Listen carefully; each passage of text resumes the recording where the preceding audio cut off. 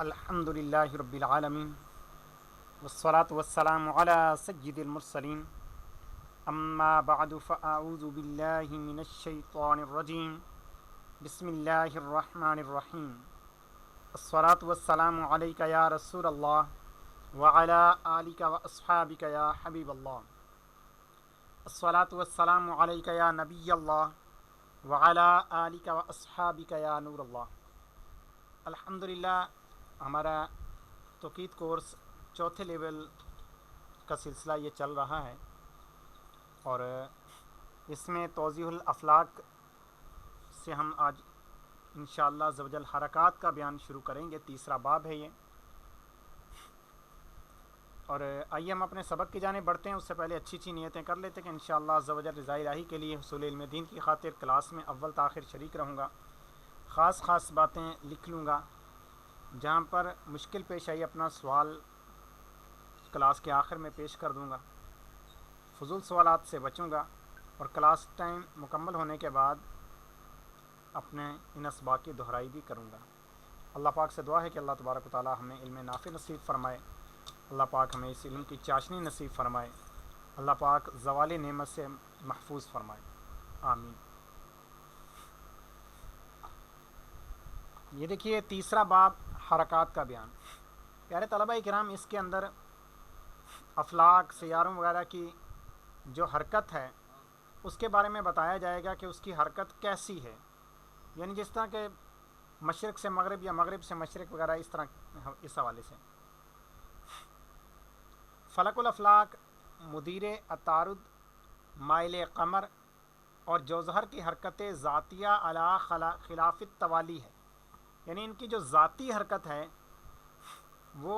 خلاف التوالی ہے، یعنی یہ چاروں فلک مشرق سے مغرب کو حرکت کرتے ہیں، اور 14 فلک کی حرکت ذاتیہ علی التوالی ہے، یعنی ان کی ذاتی حرکت جو ہے وہ توالی ہے، اور خلاف التوالی کا مطلب مشرق سے مغرب ہے، تو توالی کا مطلب یہ ہوا کہ مغرب سے مشرق ہے پھر ان کی حرکت۔ فلک ثوابت خمسہ متحیرہ، یعنی جو 5 سیارے گنوائے گئے تھے، کہ افلاک کلیہ اور شمس کا فلک کلی و جزئی اور حوامل تدویر، یہ 14 فلک مغرب سے مشرق کو حرکت کرتے ہیں۔ اب یہاں پر یہ فارسی کے اندر عبارت نیچے آتا ہے، فلک الافلاک کی حرکت مشرق سے مغرب کو ہے جو مرکزی عالم کے ارد گرد متشابہ ہے۔ فلک الافلاک تقریباً ایک دن رات میں اپنا ایک دورہ یہ پورا کر لے۔ نیچے اس کے حوالے بھی دیا ہوا ہے، اور یہ پوری ایک عبارت ہے، اوپر ایک فارسی کی عبارت اس کی بھی یہاں پر اس حوالے سے تشریح ہے جو پیچھے بیان ہو چکی۔ فلک الافلاک کے تابع ہو کر باقی سارے افلاک کی حرکت ارضیہ مشرق سے مغرب کو ہے۔ اسی حرکت ارضیہ سے طلوع غروب ہوتے ہیں، یعنی جو ہمارا طلوع غروب بنتا ہے وہ اسی سے بنتا ہے کہ اصل میں جو فلک ہے، فلک الافلاک، وہ چونکہ مشرق سے مغرب کو گھومتا ہے، اور اسی کی مطابقت کے اندر باقی سارے افلاک وہ بھی پھر مشرق سے مغرب کو حرکت کرتے ہیں، تو لہٰذا اس سے ہمیں طلوع غروب پتہ چلتا ہے، ورنہ سورج کی جو ذاتی حرکت ہے وہ مغرب سے مشرق کی جانب ہے۔ شمس کے فلک کلی کی حرکت ذاتیہ مغرب سے مشرق کو ہے، یہ وہی چیز آگے جو مرکز عالم کے ارد گرد متشابہ ہے۔ شمس کا فلک کلی 70 سال شمسی میں 1 درجہ حرکت ذاتیہ کرتا ہے، یعنی اس کی جو ذاتی حرکت ہے وہ 70 سال کے اندر جا کر یہ 1 درجہ اس کا پورا ہوتا ہے۔ دیکھیے کہ ٹوٹل 360 درجے ہوتے ہیں، اور اس کا 70 سال میں جا کر 1 درجہ پورا ہوتا ہے اس فلک کا ذاتی، لیکن یہ اس کی جو مطابقت کے اندر کرتا ہے، فلک الافلاک کی مطابقت کے اندر، تو یہ 24 گھنٹے میں اپنا ایک چکر کر لیتا ہے، اور 25,200 سال شمسی میں اپنا ایک دورہ یہ جو سورج کا، شمس کا جو فلک ہے وہ پورا کرتا ہے۔ शम्स का फ़लक जुज़ई जो खारिजुल मरकज़ है उसकी हरकत ज़ातिया भी मगरिब से मशरिक़ को है, लेकिन मरकज़ आलम के इर्द गिर्द इसकी हरकत मुतशाबे नहीं है बल्कि मुख्तलिफ़ा है। शम्स के फ़लक जुज़ई की हरकत की मिक़दार के बयान में अक़वाल कसीरा हैं, जिनमें से एक कौल ये है कि शम्स का फ़लक जुज़ई एक दिन रात में तकरीबन हा नत हा यत मज़ मीम ला। अब ये देखिए, अब ये अबजद के अंदर बयान किया गया और हा का माना जो है इस तरह इबारत के जब शुरू में आखिर में दिया होता है तो इसका माना कुछ भी नहीं होता। शुरू में जो हा है ये यूँ समझिए कि ज़ायदा है। अब आगे नत की बात, तो के हैं 9 अदाद और नून के हैं 50, लिहाजा हो गए 59, यानी 59 दकीका। क्योंकि शुरू में वैसे दर्जे से शुरू करना था, लेकिन शुरू में हा लगा कर एक निशानी बयान कर दी गई कि ये शुरू वाला अदद नहीं बल्कि दूसरे अदद से इसको शुरू करना है, लिहाजा ये 59 दकीका और हा जिसके अदद 8 हैं, 8 सानिया यत। अब देखिए या के अदद हैं 10, तो के 9 और 19 सालिसा और फिर है मज़ और मीम के हैं 40 और ज़ा के हैं 7, तो ये 47 राबिया और मीम के 40 हैं, फिर मीम 40 खामिसा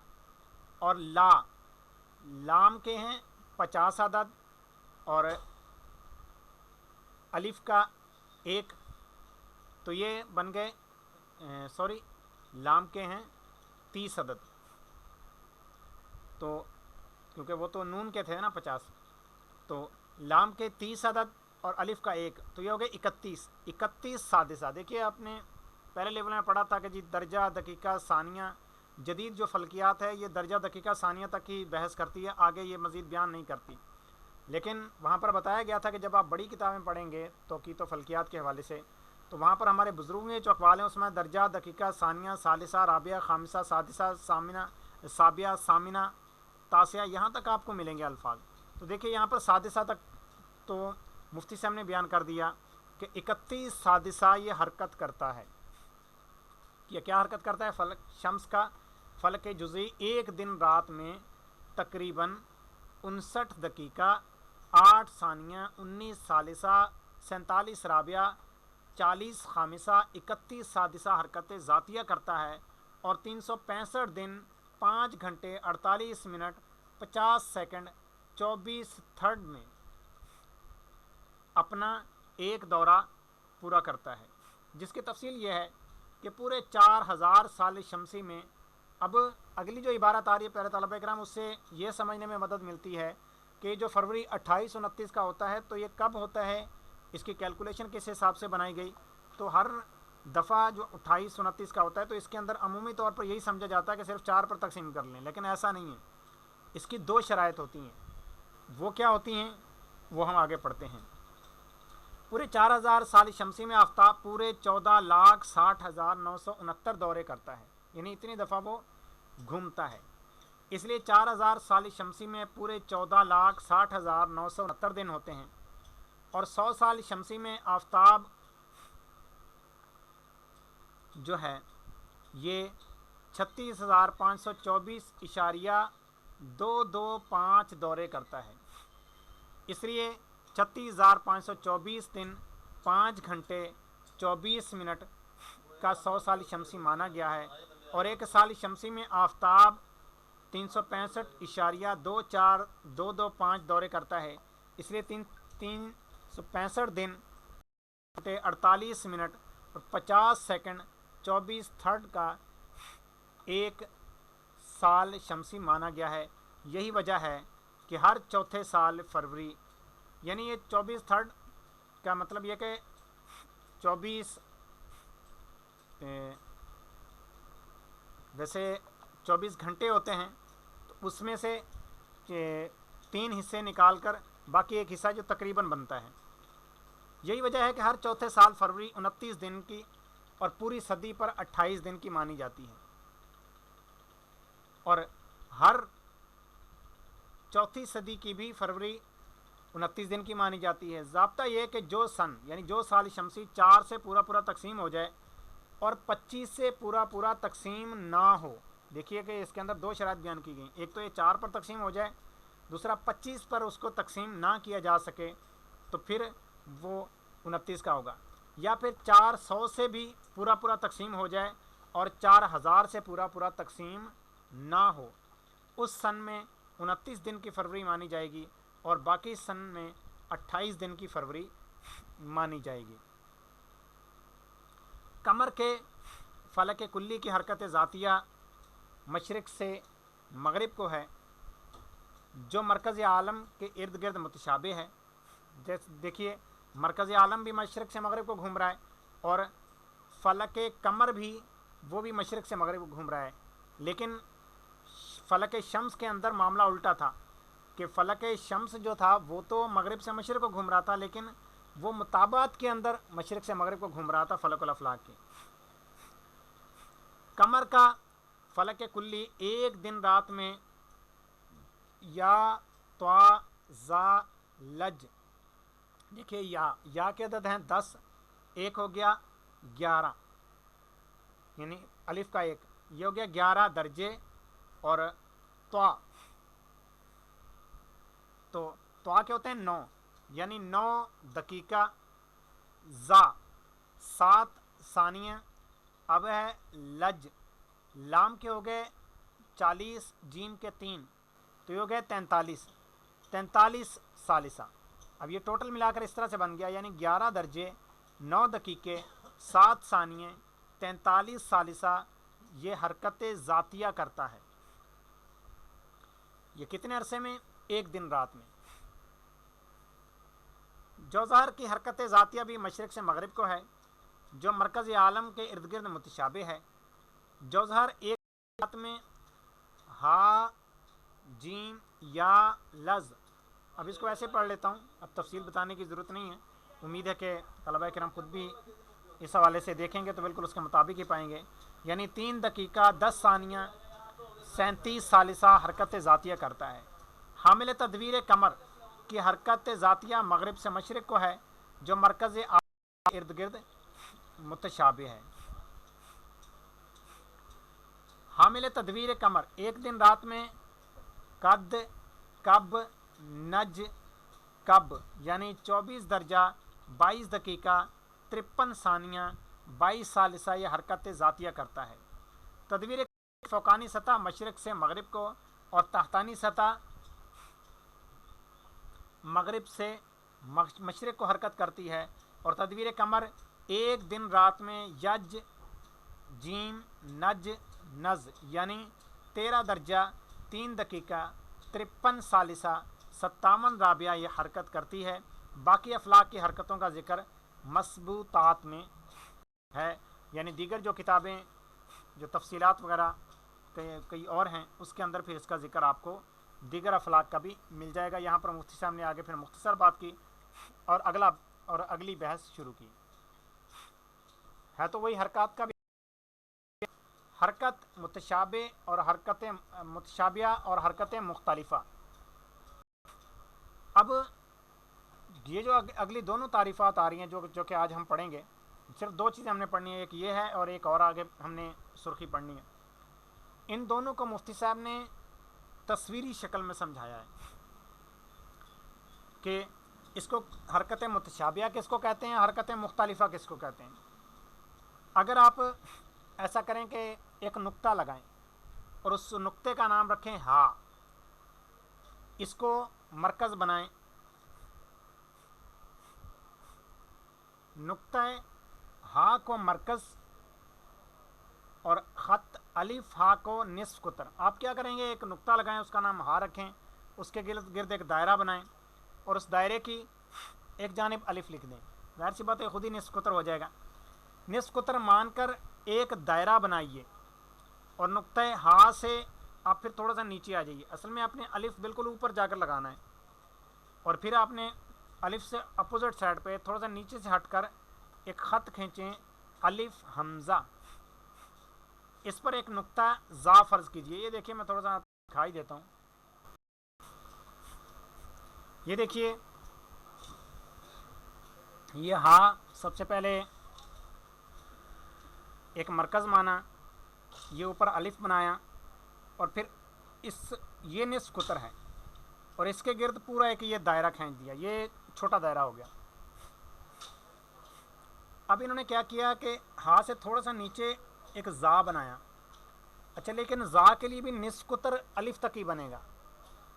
हा के लिए भी निस्फ कुतर अलिफ तक ही बना, ज़ा के लिए भी निस्फ कुतर अलिफ तक ही बना जी। तो ये देखिए यहाँ पर हा को मरकज़ बनाया और अलिफ तक निस्फ कुतर एक बनाया और निस्फ कुतर बनाकर पूरा एक दायरा खींच दिया। हा से कुछ नीचे जाकर ज़ा एक नुक्ता दूसरा लगाया ज़ा, और यहाँ से भी अलिफ तक ही निस्फ कुतर माना और इसके गिर्द भी एक दायरा खींच दिया। लेकिन ये दायरा ज़ाहिर सी बात है, जब ये निस्फ कुतर बड़ा है तो इसका दायरा भी बड़ा होगा। अब दायरा इसका एक साइड से तो दोनों दायरे आपस में टच कर जाएंगे, लेकिन दूसरी साइड से ये दोनों दायरे अलग-अलग होंगे। चीज़ को बयान कर रहे हैं। नुक्ता हा से नीचे हटकर ख़त अलिफ हमज़ा पर एक नुक्ता ज़ा फ़र्ज़ कीजिए। ये देखिए अलिफ हमज़ा, ये इस पर एक ख़त फ़र्ज़ कीजिए और इसका मरकज़ ज़ा रखा है। फिर नुक्ता ज़ा को मरकज़ और ख़त अलिफ ज़ा को निस्फ कुतर मानकर, यानी ठीक है वही बनेगा, अलिफ ज़ा निस्फ कुतर मानकर एक दूसरा दायरा बनाइए। फिर दायरा कुबरा को मिंतक़तुल बुरूज और दायरा सुगरा को खारिजुल मरकज़ मानिए। देखिए जो है दायरा सुगरा यानी छोटा दायरा ये मिंतक़तुल बुरूज है, बड़ा दायरा ये खारिजुल मरकज़ से ये हटकर है। तो नुक्ता ज़ा को मरकज़ आलम, यानी ये जो नुक्ता ज़ा है ये मरकज़, फ़र्ज़ करें कि मरकज़ आलम है, जो कि ज़ाहिर के खारिजुल मरकज़ का जो बिल्कुल सेंटर जगह बनेगी तो मरकज़ आलम ही होगी। और तो नुक्ता ज़ा को आलम और नुक्ता हा मरकज़ खारिजुल मरकज़ होगा। नुक्ता हा मरकज़ खारिजुल मरकज़ होगा, यानी खारिजुल मरकज़ का वो मरकज़ होगा। फिर खारिजुल मरकज़ पर नुक्ता जीम फ़र्ज़ कीजिए।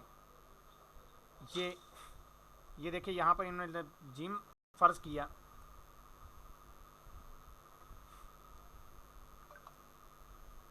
कौस अलिफ जीम को दो मसावी हिस्सों में तकसीम कीजिए, अलिफ से लेकर जीम तक, और एक हिस्से का नाम अलिफ बा। ये देखिए यहाँ से लेकर ये कौस आ रही थी तो इसको बराबर बराबर इन्होंने तकसीम कर दिया। अलिफ बा, दूसरे हिस्से का जो कौस वो बा जीम ये बन जाएगा। फिर नुक्ता हा को नुक्ता बा और नुक्ता जीम से भी देखिए यहाँ से मिला दिया, और नुक्ता ज़ा को नुक्ता बा से मिलाकर मिंतक़तुल बुरूज के नुक्ता सीन पर ले जाइए। ये देखिए असल में बा की बिल्कुल सीध में ऊपर जो बड़ा दायरा होगा दायरा कुबरा, वहाँ पर सीन मानेंगे, पर ले जाइए। नुक्ता ज़ा को नुक्ता जीम से मिलाकर मिंतक़तुल बुरूज के नुक्ता फिर मीम पर पहुँचा दीजिए। तो ज़ाविया अलिफ हा बा, ये जो ज़ाविया बन रहा है अलिफ हा बा, ये कौन सा ज़ाविया कहलाएगा? ज़ाविया अलिफ हा बा ज़ाविया बा हा जीम के बराबर होगा।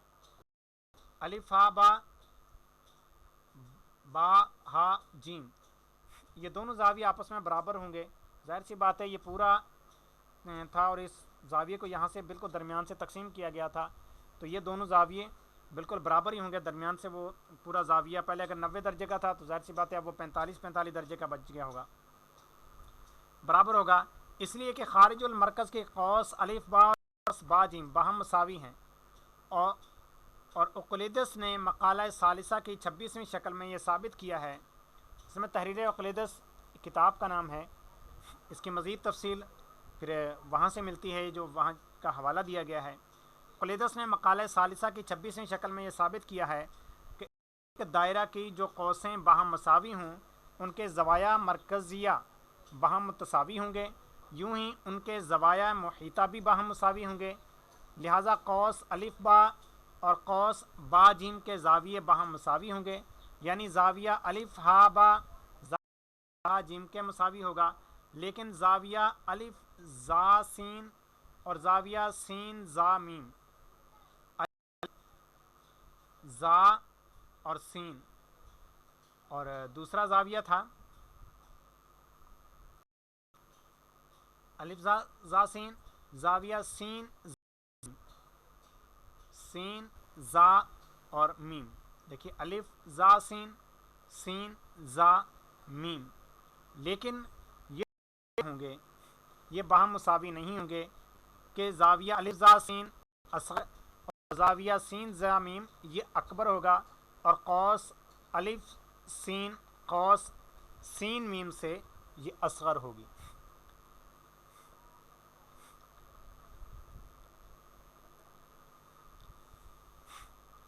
اگلی چیز ہے برہان ہندسی، یہ بھی اسی طرح کی ایک شکل کی مدد سے سمجھایا گیا ہے کہ برہان ہندسی کو ہم کیسے سمجھیں گے۔ یہ پچھلی جو تحریر تھی یہ تھی حرکت متشابہ اور حرکت غیر متشابہ، یعنی متشابہ اور مختلفہ۔ برہان ہندسی یہ ہے کہ خارج المرکز کی قوس، یہاں پر بھی ایک پوری شکل بنائی گئی ہے، اس کا بھی دیکھیے کہ مرکز ایک نہیں بنایا گیا، مرکز اس کے دو ایک سے زائد ہیں، ایک ہا بھی ہے اور یہاں پر مرکز زا بھی ہے۔ برہان ہے کہ خارج المرکز کی قوس الف با اور قوس با جیم باہم الف با اور با جیم، الف با اور با جیم، یہ با کا تعلق چونکہ دائرہ صغرا سے ہے تو فرمانے یہ دونوں قوسیں برابر ہیں۔ الف با جو خط ہے یہ با زا کو خارج المرکز کے نقطہ پر لے جائیے، الف با با زا، دیکھیے الف با خط با زا کو خارج المرکز کے نقطہ ہا پر لے جائیے۔ اب دیکھیے الف با بازا، اب یہ کیا گیا کہ بازا سے ہا کی طرف لے گئے اور ایک خط ہم نے الف کی طرف سے ہا کی طرف کھینچ دیا، تو خارج المرکز کے دو ٹکڑے ہو جائیں گے اور ان دو ٹکڑوں کے درمیان خط با ہا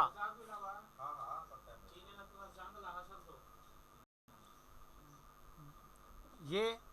حد مشترک ہوگا، اور قطع با الف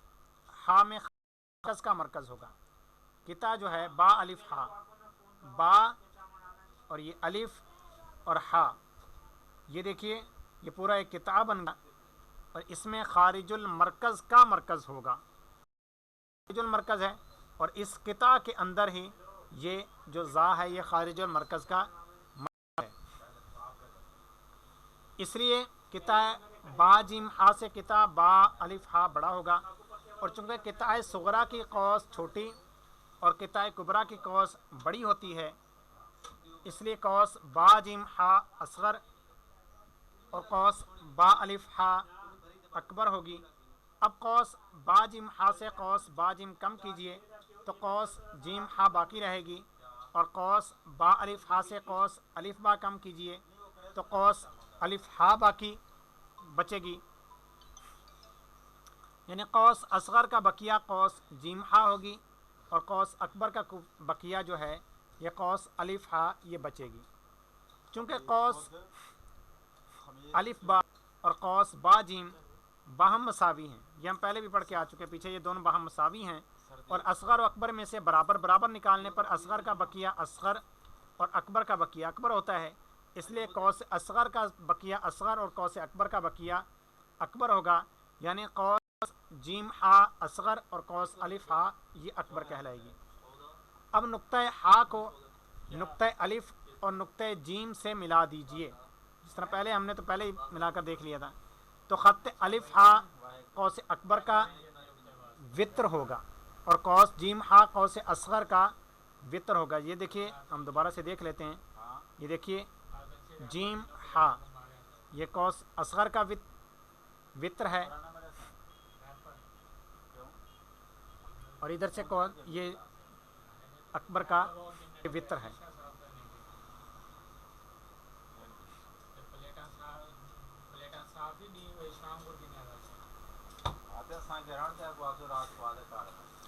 جیم ہا قوس اصغر کا وطر ہوگا، اور اقلیدس نے مقالہ ثالثہ کی 14ویں شکل میں یہ ثابت کیا ہے کہ قوس اکبر کا وطر اکبر اور قوس اصغر کا وطر اصغر ہوتا ہے، اس لیے خط الف ہا اکبر اور خط جیم ہا یہ اصغر ہوگا، یعنی ایک خط چھوٹا ہوگا ایک خط بڑا ہوگا۔ چونکہ مثلث الف ہا با کی قوس الف با اور مثلث با ہا جیم کے قوس با جیم باہم مساوی ہیں، اور اقلیدس نے مقالہ ثالثہ کی 26ویں شکل میں یہ ثابت کیا ہے کہ ایک دائرہ کی جو قوسیں باہم مساوی ہوں ان کے زوایا خواہ مرکزیہ ہوں یا محیطہ باہم مساوی ہوں گے، اس لیے زاویہ الف ہا با اور زاویہ با ہا جیم باہم مساوی ہوں گے۔ نیز اقلیدس کی 19ویں شکل میں یہ ثابت کیا۔ اب اس میں بار بار اقلیدس کا حوالہ جات دیے جاتے ہیں، ظاہر ہے کہ اب اس کی مزید تفصیلات جب ہم اقلیدس پڑھیں گے تو پھر ہمیں وہاں پر اس کی تفصیلات مزید معلوم ہو سکتی ہیں، اور انشاءاللہ اگلی کلاسز کے اندر میں کوشش کروں گا کہ اس طرح اگر کوئی اشکال آتی ہیں تو اس کو الگ سے بنا لوں تاکہ بار بار ہمیں صفحات آگے پیچھے نہ کرنے پڑیں اور ڈائریکٹ آپ کو شکل دکھا سکوں کہ ایک دائرہ کے زوایا مرکزیہ اور زاویہ محیطہ کی قوسیں برابر ہوں تو زاویہ محیطیہ زاویہ مرکزیہ کا نصف ہوگا، لہٰذا زاویہ الف ہا با زاویہ الف ہا با کا نصف ہوگا، اور زاویہ با ہا جیم زاویہ با ہا جیم زاویہ با ہا جیم کا نصف ہوگا، اور زاویہ الف ہا با چونکہ زاویہ با ہا جیم کے برابر ہے، دو چیزیں برابر ہوتی ہیں تو ہر ایک کا نصف دوسری کے نصف کے برابر ہوتا ہے، اس لیے زاویہ الف ہا با کا نصف زاویہ با ہا جیم کے نصف کے برابر ہوگا، یعنی زاویہ الف ہا با اور زاویہ با ہا جیم باہم مساوی ہوں گے۔ یہ بھی ثابت ہے کہ خط جیم ہا اصغر اور خط الف ہا اکبر ہوگا۔ اب خط الف ہا سے خط جیم ہا کے برابر خط ہا توا جدا کیجئے اور نقطہ زا کو نقطہ توا سے ملا دیجئے، تو ہا زا توا اور ہا زا جیم دو مثلث پیدا ہوں گے، اور دو دلیلوں سے یہ ثابت ہو چکا ہے کہ زاویہ الف ہا با اور زاویہ با ہا جیم باہم برابر ہوں گے، لہٰذا زاویہ توا ہا زا اور زاویہ جیم ہا زا باہم برابر ہوں گے، لہٰذا مثلث اب اس کے اندر کافی سارے مثلثیں بنائی ہیں، اب اس میں سے ایک مثلث کا بیان فرما رہے ہیں کہ جو مثلث ہا زا توا کے دو ضلع اور ان دو ضلعوں کا درمیانی زاویہ مثلث ہا زا جیم کے دو ضلعوں اور ان دو ضلعوں کے درمیانی زاویہ کے برابر ہوگا، یعنی ضلع ہا زا اور ضلع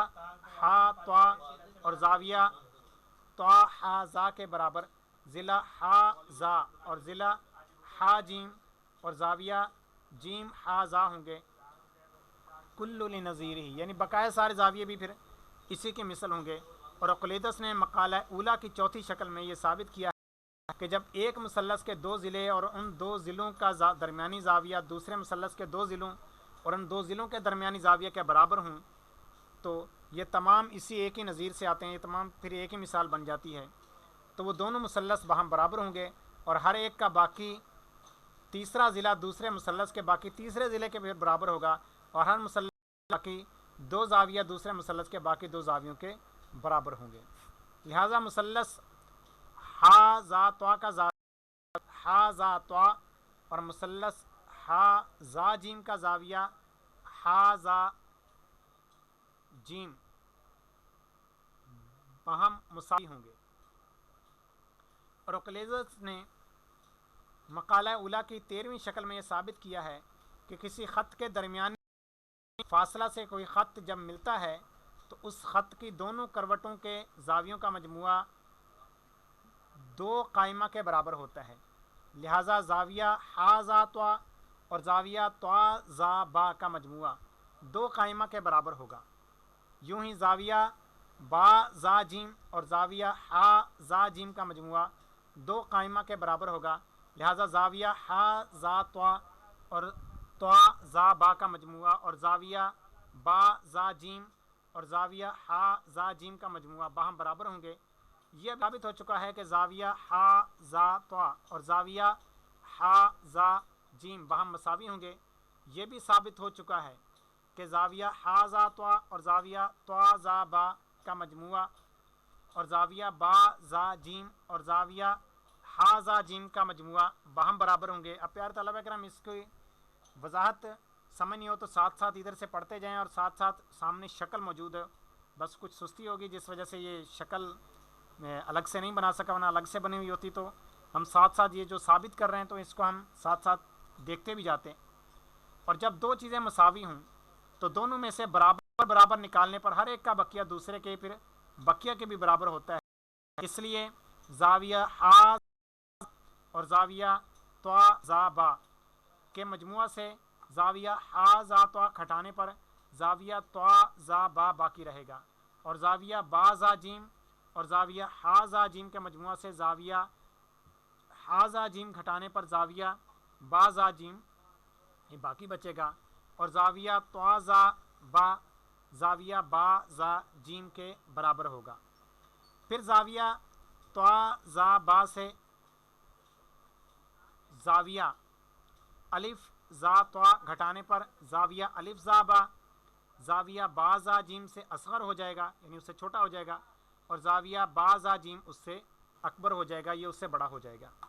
پھر چونکہ زاویہ الف زا با اور زاویہ الف زا سین باہم برابر ہیں، یوں ہی زاویہ با زا جیم اور زاویہ سین زا میم باہم برابر ہیں، اس لیے زاویہ الف زا سین اصغر اور زاویہ سین زا میم اکبر ہوگا، وہو المطلوب الاول۔ اور اقلیدس کے مقالہ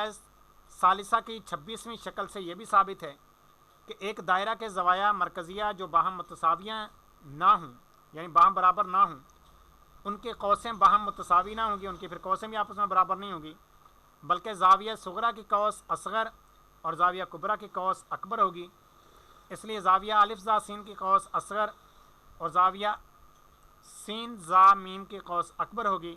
یعنی قوس الف سین اصغر اور قوس سین میم اکبر ہوگی، وہو المطلوب الثانی۔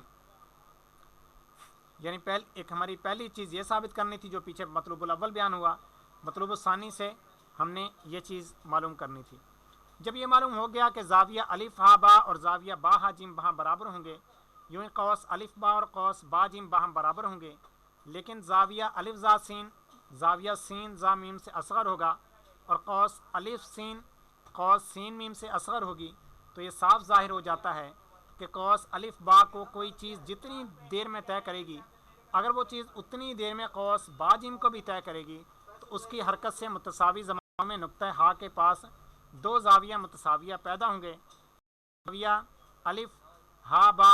اور زاویہ با ہا جیم، لیکن نقطہ زا کے پاس 2 زاویہ غیر متساویہ پیدا ہوں گے، یعنی زاویہ الف زا سین اور زاویہ سین زا میم، لہٰذا اس کی حرکت نقطہ ہا کے ارد گرد متشابہ اور نقطہ زا کے ارد گرد مختلف ہوگی، یعنی اس کی حرکت ایک نقطہ کے ارد گرد متشابہ اور دوسرے نقطہ کے ارد گرد مختلفہ ہوگی، اور یہ بھی صاف ظاہر ہو جاتا ہے کہ اس کی حرکت جو قوس الف با اور قوس با جیم پر یکساں مانی گئی ہے وہ ہرگز قوس الف سین اور قوس سین میم پر یکساں نہیں ہوگی، بلکہ قوس اصغر پر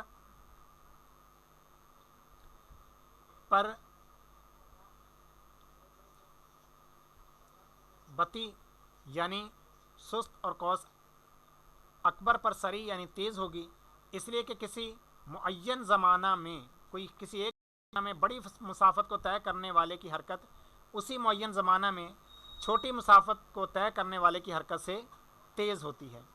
حرکت متشابہ اور حرکت مختلفہ کے معنی مقدمہ میں پھر بیان کیے گئے ہیں، وہ انشاءاللہ عز و جل جب ہم وہاں پہنچیں گے تو اس کو پڑھیں گے۔ یہاں پر مین ہے حرکت متشابہ اور حرکت مختلف۔ اب جو اس کی مختصر جو وضاحت بنتی ہے وہ یہی، اگر کوئی چیز، اب یہ دیکھیں چھوٹے دائرے پر حرکت کرے اور بڑے دائرے پر حرکت کرے، ظاہر ہے جب بڑے دائرے پر کوئی چیز حرکت کرے گی تو اس کی پھر سپیڈ بھی تیز ہونی چاہیے۔ اگر وہ اتنی حرکت سے اوپر والے دائرے پر بھی حرکت کرے گی تو یہ حرکتیں جو ہے یہ کی حرکت متشابہ نہیں کہلائے گی، بلکہ اور اگر اس کی سپیڈ تیز ہے، یعنی جیسے اس کا ایک دائرے کا پورا چکر جتنی دیر میں طے کرتی ہے، بڑے دائرے کا بھی چکر کوئی چیز اتنی دیر میں ہی طے کرے تو ظاہر سی بات ہے پھر اس کی سپیڈ تیز ہوگی، اب یہ حرکت متشابہ کہلائے گی۔ جی ابھی کوئی سوال ہو تو کر لیں، اس کے بعد پھر ہم اپنے درجے کا اختتام کرتے ہیں۔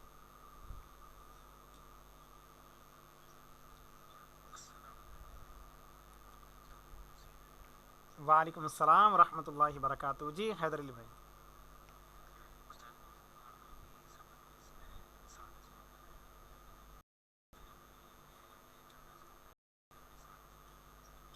جی جی جی جی جی اس میں جزئی کلی سارا کچھ اس میں شامل کر دیا۔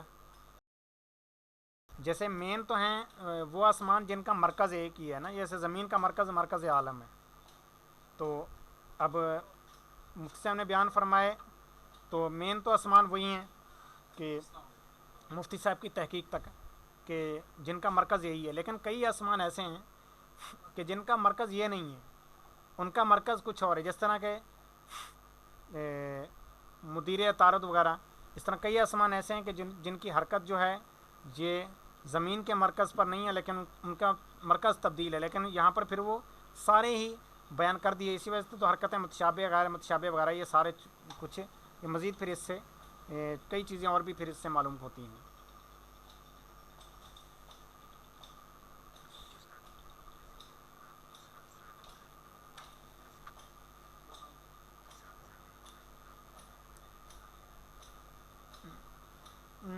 اس کے لیے بس فی الحال تو یہی ہے کہ چونکہ جدید جو دور ہے اور جدید اسٹرانومی ہے یہ اس کے اندر زیادہ تحقیق میں نہیں جاتے، یعنی درجہ دقیقہ ثانیہ تک یہ جاتے ہیں، یہ ثالثہ بھی پر بھی بات نہیں کرتے، تو آگے پھر یہ پوائنٹ میں دے دیتے ہیں اشاری نظام میں۔ ہمارے بزرگوں کا طریقہ کار یہ ہوتا تھا کہ وہ 60 والے نظام کو لے کر چلتے تھے، وہ اشاری نظام کی طرف نہیں آتے تھے، تو اس وجہ سے انہوں نے درجہ دقیقہ ثانیہ ثالثہ رابعہ خامسہ آگے جہاں تک ان کی عبارت مکمل نہیں، ان کی تقسیم کا عمل انہوں نے اس کو 60 پر کرتے گئے عمل، اور 60 کے نظام سے یہ ہوتا ہے کہ کہیں نہ کہیں جا کر یہ ضرور ختم ہو جاتا ہے، ورنہ اشاری نظام ایسا ہے کہ اس کے حد ختم نہیں ہوتی۔ یہ تو خیر کیلکولیٹر وغیرہ ہوتے ہیں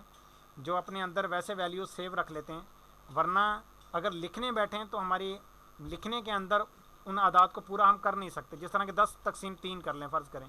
اب یہ 3.33333 کرتے جائیں گے، لیکن دیکھیے کہ بزرگوں کی تقسیم کاری کیسی تھی کہ جتنا بھی آپ پوائنٹ کے اندر اس کو لے لیں وہ پوائنٹ کہیں نہ کہیں جا کر ضرور ختم ہو جائیں گے، کیونکہ 60 کا نظام ایسا ہے کہ کہیں نہ کہیں جا کر یہ ختم ہو جاتا ہے، پورا تقسیم یہ ہو جاتا ہے، لیکن وہی بات ہے کہ اس کے پھر سٹیپ زیادہ ہو جاتے ہیں، جہاں پر صرف ایک ہی سٹیپ نہیں ہے کہ اشاریہ لگا دیا اور آگے کرتے جائیں، یہاں پر پہلے انہوں نے درجے کے علامت لگائی، پھر دقیقے کی، پھر ثانیہ کی، آگے پھر ثالثہ، وہی بات ہے ایک ایک کوما بڑھتا جائے گا، جس طرح کہ دقیقہ کے اندر ایک کوما ہوتا ہے اور ثانیہ کے اندر 2 کومے ہوتے ہیں جو ہم علامت لگاتے ہیں، تو بس اس طرح سے ثالثہ کے اندر پھر 3 کومے لگا دیں گے، رابعہ کے اندر ہم 4 کومے لگا دیں گے، اس طرح یہ چلتا جائے گا معاملہ۔ اور یہ بھی اس دور کی تحقیق ہے جس دور میں یہ کتاب لکھی گئی، جدید دور کی تحقیق جو بھی ہوگی اس حساب سے ہم اس کو اشاری نظام سے ادھر بھی کنورٹ کر سکتے ہیں درجہ دقیقہ ثانیہ میں۔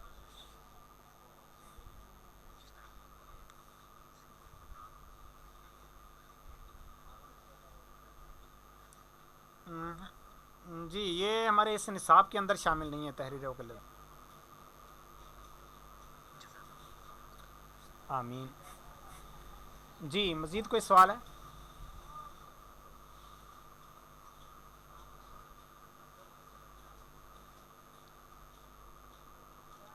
ٹھیک ہے حضور، پھر ابھی ہم اپنے درجے کا اختتام کرتے ہیں۔ اپنا خیال رکھیے، مدنی چینل دیکھتے رہیے۔ ہمارا مدنی مقصد مجھے اپنی اور ساری دنیا کے لوگوں کی اصلاح کی کوشش کرنی ہے، انشاء اللہ عز و جل۔ السلام علیکم ورحمۃ اللہ وبرکاتہ۔